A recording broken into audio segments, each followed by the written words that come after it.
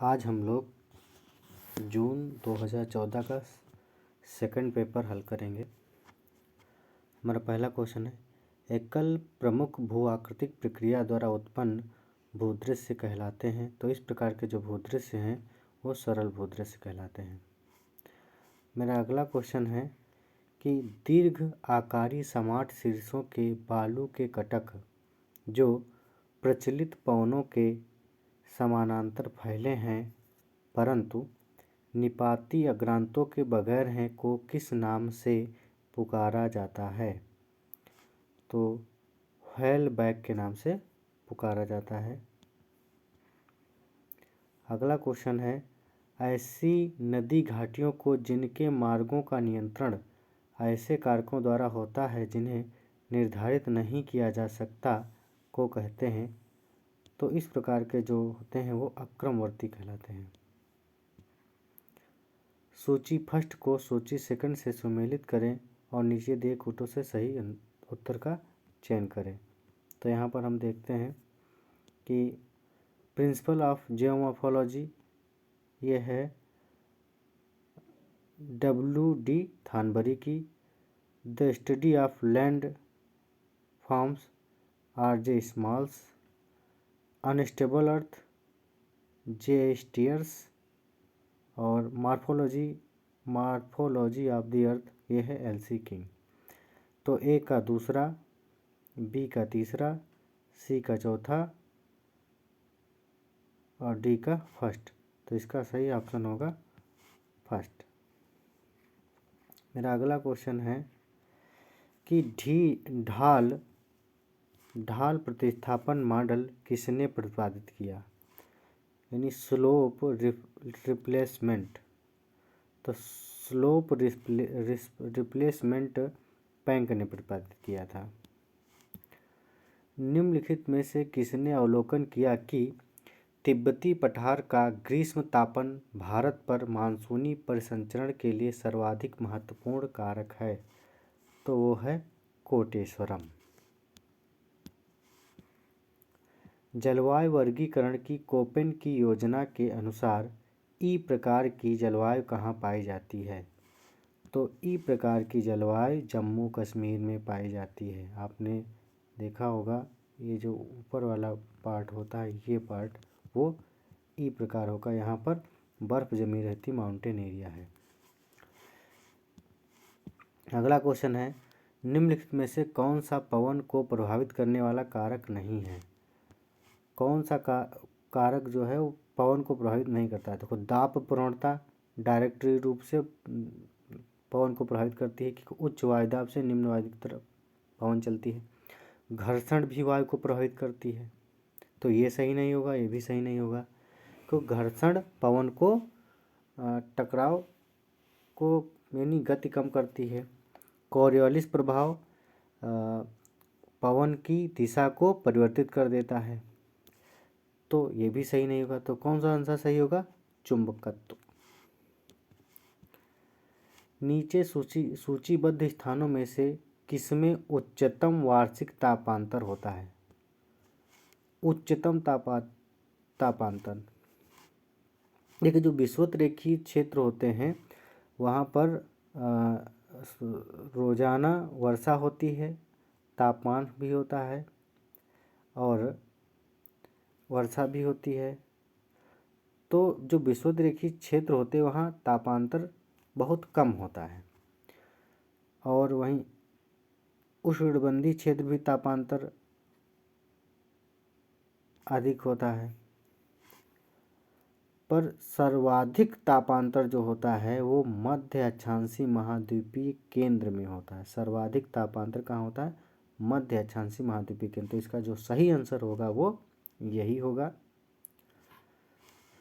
अगला क्वेश्चन है, द्रव स्थिति में गए बगैर ठोस का सीधे गैस में रूपांतरण, यानी ठोस का सीधे गैस में जो रूपांतरण होता है वो कहलाता है ऊर्ध्वपातीकरण। मेरा अगला क्वेश्चन है, वायु प्रदूषकों के रूप में कार्बन मोनोऑक्साइड का मुख्य स्रोत है? तो इसका मुख्य स्रोत है गैसोलीन मोटर निकास। अपेक्षाकृत गर्म सतही जल का प्रतिस्थापन करने के लिए गहन महासागरीय परतों से शीतल जल को ऊर्ध्वाधर गति क्या कहलाती है? क्या लिखा है कि अपेक्षाकृत गर्म सतही जल का प्रतिस्थापन करने के लिए गहन महासागरीय परतों शीतल जल की ऊर्ध्वाधर गति, यानी समुद्र के सतह पर नीचे से ऊपर गर्म जल का आना अपवेलिंग कहलाता है, ऊर्ध्वगमन या अपवेलिंग कहलाता है। और यहाँ की और एक विशेषता है कि जहाँ पर अपवेलिंग होता है वहाँ पर जो मछलियों के खाने की भोजन होता है वो सर्वाधिक प्राप्त होता है, इसीलिए मछलियाँ सर्वाधिक कहाँ होती? अपवेलिंग स्थान पर जन्म लेती हैं, विकसित होती हैं। मेरा अगला क्वेश्चन है कि निम्नलिखित में से कौन से प्रकार के समुद्री सतही तलछट में चूना युक्त और सिलिकामय सिंधुपंख समाविष्ट हैं?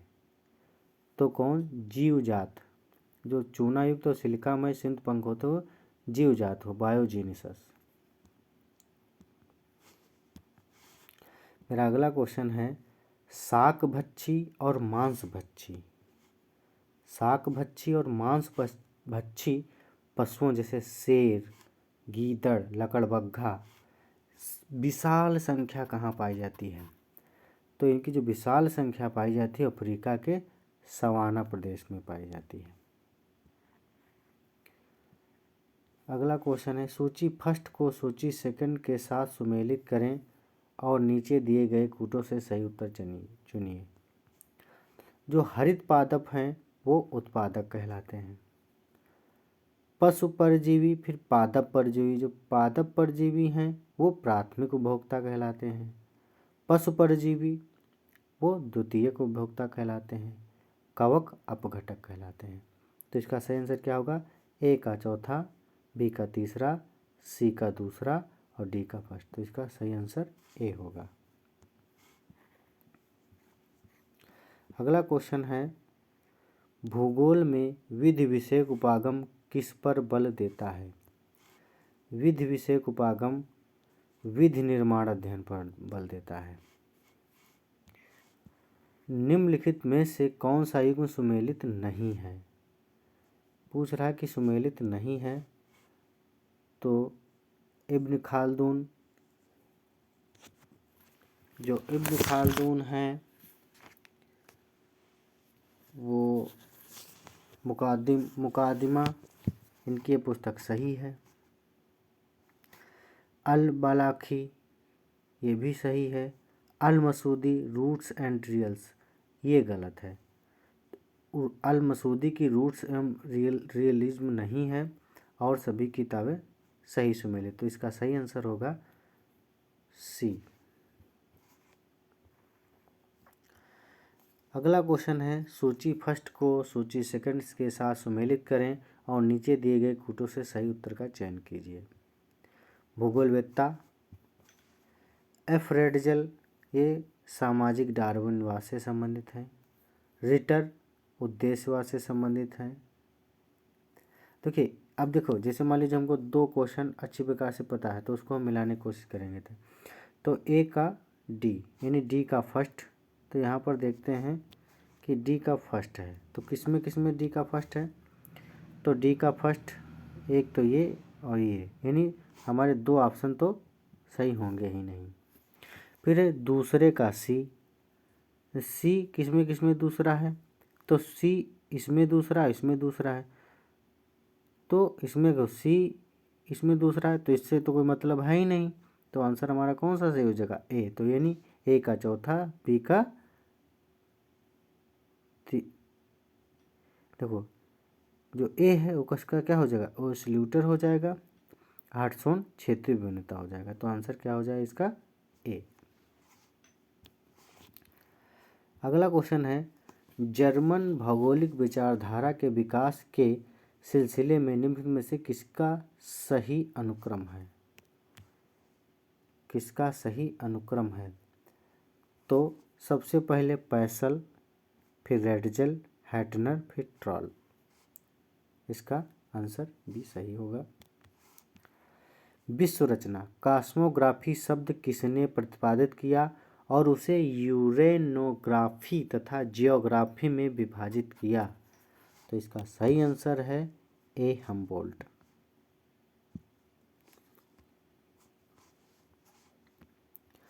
Perspective on the nature of geography बहुत प्रसिद्ध किताब है और बहुत ज़्यादा क्वेश्चन पूछा जाता है। तो इसका सही आंसर है रिचर्ड हार्टसॉन। शुद्ध यानी नेट जनसंख्या परिवर्तन किसके द्वारा निर्धारित होता है?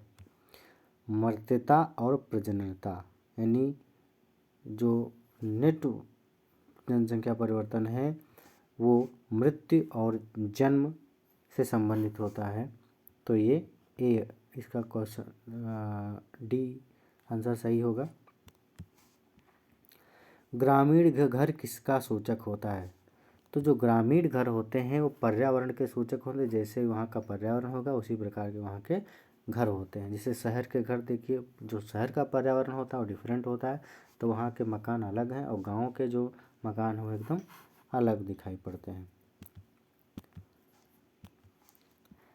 नगरीय वृद्धि की गतिकी में प्रारंभ की अवस्था किससे संबंधित है? यानी जो नगर जो जन्म लेता है वो किस प्रकार से जन्म लेता है, उसकी प्रथम अवस्था क्या होती है? तो जिसकी प्रथम अवस्था होती है वह कारक जो एक विशेष स्थान में नगर को जन्म देता है, वह एक महत्वपूर्ण कारक जो नगर विशेष को जन्म दे दे वही उसकी प्रमुख विशेषता होती है।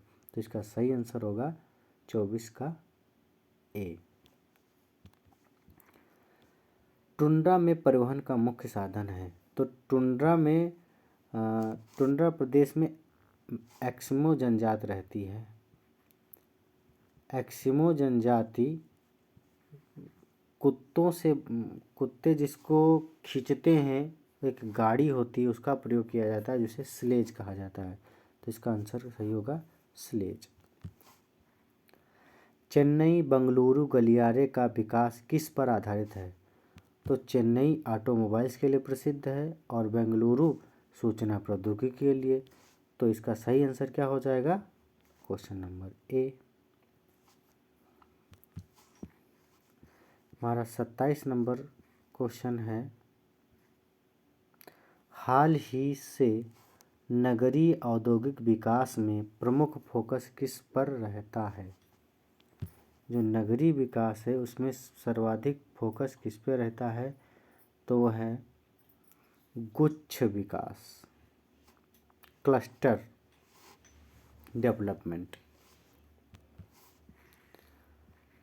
उच्च स्तर का प्रबंधकीय और कार्यकारिणी प्रशासनिक पद की श्रेणी में आता है। तो प्राथमिक गतिविधि में तो नहीं आएगा क्योंकि उसमें जो प्राथमिक कार्य खनन का कार्य करते हैं, कृषि कार्य करते हैं वो प्राथमिक होता है, मछली पालन करते हैं वो प्राथमिक होता है। वही द्वितीयक कार्य में आते हैं विनिर्माण वाले कार्य। तृतीयक में जो कार्य आते हैं जैसे टीचिंग हो गया, कोई प्रोफेशनल कार्य हो गया। बट जब मैनेजमेंट की बात आती है, मैनेजमेंट के जो कार्य होते हैं वो चतुर्थक गतिविधि में आते हैं। इसका सही आंसर होगा ऑप्शन डी। निम्नलिखित में से कौन सा कथन सही है? इसमें देखना कि कौन सा क्वेश्चन सही है। तो पहला कथन है, भूरा कोयला और निम्न श्रेणी का बिटुमिनस कोयला चतुर्थ कल्प में बना। तो ये बात सही नहीं, चतुर्थ कल्प में नहीं बना है। डोलोमाइट का लोहा एवं इस्पात उद्योग में उच्च ताप सह सामग्री तथा फ्लक्स के रूप में प्रयोग होता है। फिर सौर ऊर्जा, पवन, जल विद्युत तथा बायोगैस नवीकरण संसाधन है। तो ये भी बात सही है। और डोलोमाइट का लोहा एवं इस्पात उद्योग में उच्चतम सह सामग्री के रूप में फ्लक्स के रूप में कार्य करता है, ये भी सही। तो इसका जो सही आंसर होगा वो सी होगा, 2 और 3। अगला क्वेश्चन है, एडवर्ड उलमैन के मॉडल में वर्णित स्थानिक अंतःक्रिया के 3 आधार क्या हैं? तो जो 3 आधार हैं वो है पूरकता, स्थानांतरीयता और अंतर्वर्ती अवसर। ये बहुत क्वेश्चन पूछा जाता है, इसको अच्छी प्रकार से आप लोग याद करके लिख लीजिए। अगला क्वेश्चन है, जापान अपने किन कारणों से विश्व में एक अग्रणी औद्योगिक देश के रूप में विकसित है? कौन से कारक हैं? तो विकसित जलीय विद्युत के कारण, सही है। धात्विक खनिजों के विशाल निक्षेप के कारण, ये बात सही नहीं क्योंकि वहाँ खनिज निक्षेप ना बराबर है। उच्च स्तर की प्रौद्योगिकी क्षमता के कारण, वहाँ की जो प्रौद्योगिकी है वो बहुत अच्छी है। द्वीपीय अवस्थिति के कारण,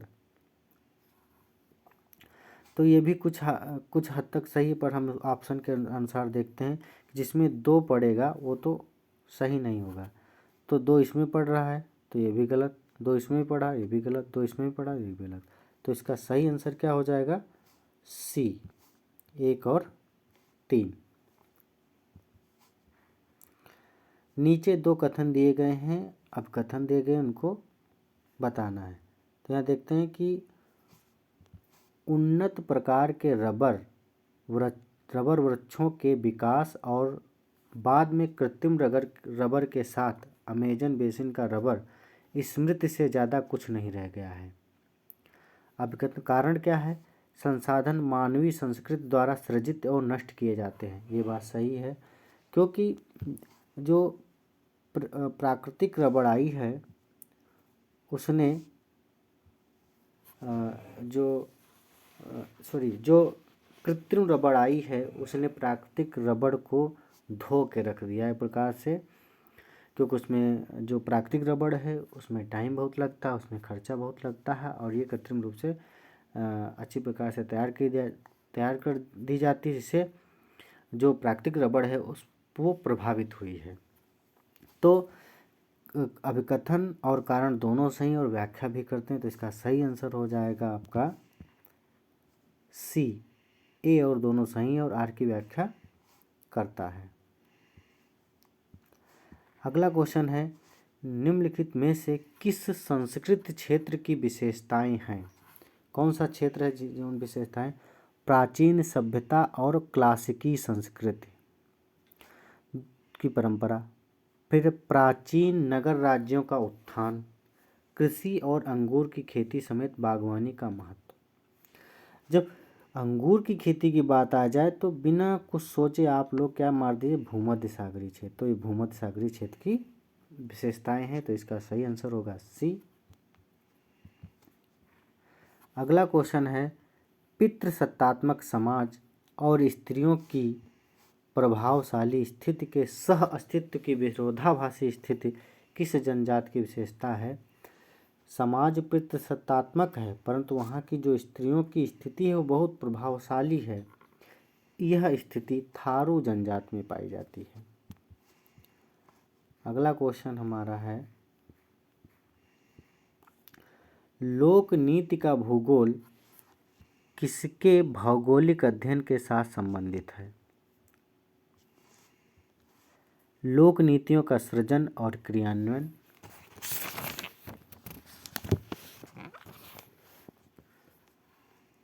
क्रियान्वयन, लोक नीतियों का क्रियान्वयन और निगरानी,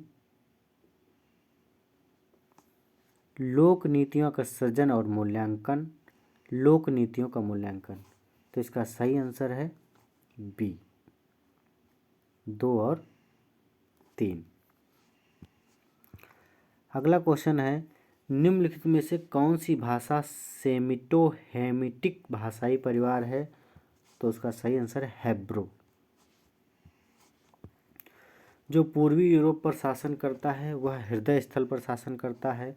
जो हृदय स्थल पर शासन करता है वह विश्व द्वीप को वश में रखता है। यह कथन किसका है? तो यह कथन है मैकिंडर का। भारत में समस्त नियोजन तकनीक किसके द्वारा तैयार किए गए मॉडल पर आधारित है? तो जो पीसी महालानोबिस हैं इनके मॉडल पर आधारित है। प्रादेशिक विकास है एकल प्रकारात्मक उपागम, बहुप्रकारात्मक उपागम, स्थान संबद्धता और जनसंख्या वितरण की तर्क संगतता। तो इसका जो सही आंसर है वो बहुप्रकारात्मक उपागम होगा। आंसर होगा बी सही। हमारा 40 नंबर क्वेश्चन है, हेमस्फील्ड के अनुसार प्रादेशिक नियोजन के पिछले 100 वर्षों के इतिहास में उसके विकास के मुख्य चरणों का कालानुक्रमिक कीजिए। यानी जो प्रादेशिक विकास का जो क्रम है उनके क्या क्या चक्र, जो चरण है उनका क्या क्रम है। तो इसका क्रम है, पर सबसे पहले है प्रादेशिक विज्ञान, नहीं पहले क्या हो जाएगा, प्राकृतिक संसाधन अभिमुखता, प्राकृतिक विज्ञान अभिमुखता, यानी सबसे 1 नंबर पर ये। दूसरे नंबर पर होगा सांस्कृतिक प्रदेशवाद अभिमुखता, यानी प्राकृतिक संसाधन अभिमुखता, फिर सांस्कृतिक प्रदेशवाद अभिमुखता, फिर प्रादेशिक विज्ञान अभिमुखता 3 नंबर पर, फिर चौथा नंबर होगा महानगरीय अभिमुखता। तो इसका सही आंसर है डी। किसने यह व्याख्या की केवल एक प्रदेश है पृथ्वी की सतह जिस पर मानवता को अपना आवास मिला है, मानवता को अपना आवास मिला है, यह कथन मिन्सुल का है। इसको नोट कर लीजिए, ये कहीं ना कहीं क्वेश्चन दोहराया जाएगा। कृषि क्षेत्र है, कृषि क्षेत्र किसका उदाहरण है, समरूप प्रदेश का उदाहरण है। कृषि क्षेत्र समरूप प्रदेश का उदाहरण है। अगला क्वेश्चन है, उत्तर से दक्षिण, दक्षिण से उत्तर तक हिमालय की श्रेणियों के निम्नलिखित क्रम। तो देखिए ये आपका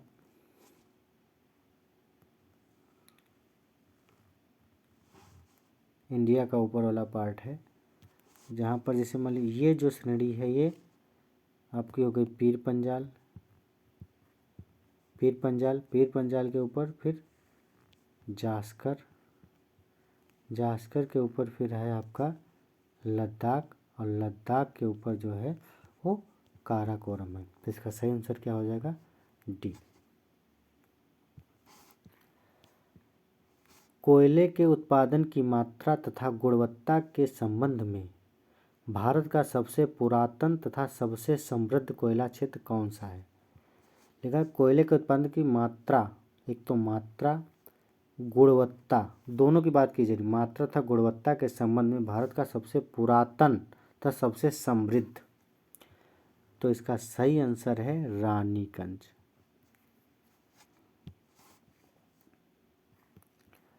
अगला क्वेश्चन है, 2001 और 2011 की अवधि में उच्चतम तथा निम्नतम जनसंख्या घनत्व में अंतर क्रमशः कहाँ अंकित किया गया। तो देखो उच्चतम तथा निम्नतम जनघनत्व, तो उच्चतम जनघनत्व कहाँ है, बिहार, और निम्नतम जनघनत्व कहाँ है, नागालैंड। तो इसका डी ऑप्शन सही होगा। बृहद भारतीय मरुस्थल थार में सिंचाई का सर्वाधिक महत्वपूर्ण स्रोत क्या है। तो जो यहाँ मरुस्थल है वहाँ जो सिंचाई का जो प्रमुख साधन है वो है नहर। क्या है, नहर, क्योंकि यहाँ पर जो इंदिरा नहर है वो सबसे बहुत महत्वपूर्ण नहर है सिंचाई के लिए। सबसे लंबी पश्चिम की ओर बहने वाली प्रायद्वीपीय नदी कौन सी है। देखो सबसे लंबी, सबसे बात तो आती है कि सबसे लंबी, फिर पश्चिम की ओर बहने वाली, यानी किधर, पूर्व से पश्चिम। तो गोदावरी किधर बहती है, पूर्व की तरफ, ये नहीं होगा। कृष्णा, ये भी पूर्व की तरफ बहती है। ताप्ती और नर्मदा ये पश्चिम की ओर बहती हैं। लेकिन कह रहा कि सबसे लंबी नदी, तो ताप्ती की अपेक्षा नर्मदा नदी लंबी है, तो इसका आंसर क्या हो जाएगा? 47 का सी आंसर सही हो जाएगा। अगला क्वेश्चन है, सूची फर्स्ट को सूची सेकंड से सुमेलित करना है, तो इसमें बैंड मिलाना है। इसमें क्या मिलाना है? बैंड मिलाना है।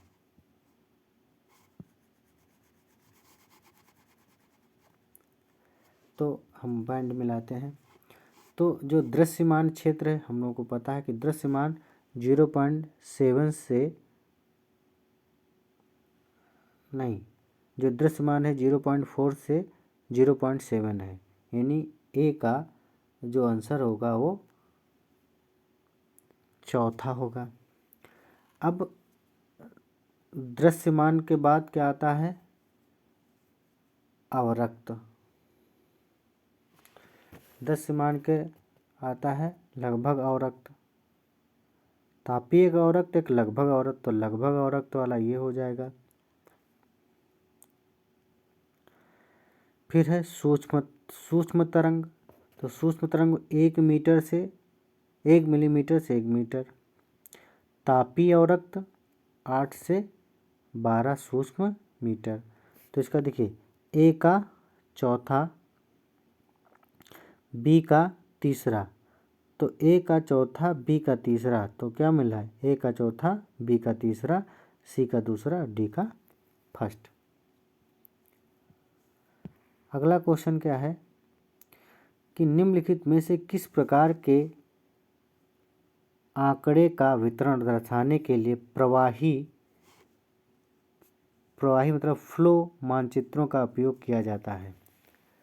तो देखो, किस प्रकार के आंकड़े दिखाए जाते हैं जिसमें प्रवाही मानचित्र दिखाया जाता है? तो इसका जो सही आंसर होगा वो रेखा। जो रेखा प्रकार के होते हैं उनका उपयोग किया जाता है प्रवाही मानचित्र में। फिर अगला क्वेश्चन है, संचयी आवृत्ति वितरण किसके द्वारा दर्शाया जाता है? तो संचयी आवृत्ति वितरण किसके द्वारा दिखाया जाता है? उसका सही आंसर है त्वरण हो गया। तो इस प्रकार से हमारे 50 क्वेश्चन कंप्लीट हुए। और अब अगले फिर हम प्रश्न पत्र 3rd बनाएंगे, और आप लोग देखिए, और यदि कोई गलती होती तो उसमें हमको सुधार के लिए कमेंट कीजिए। धन्यवाद।